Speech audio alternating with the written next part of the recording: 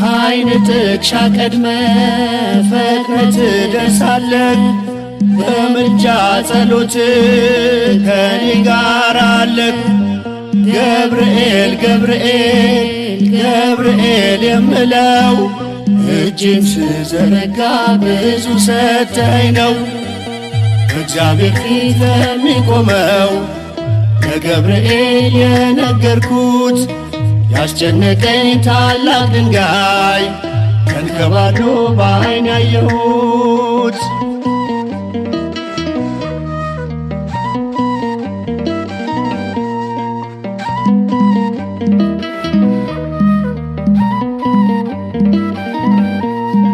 የደስታን ዜና ይዘዋል እጆችህ፣ የአምላክን ውዳሴ ተሞልቷል ከንፈርህ።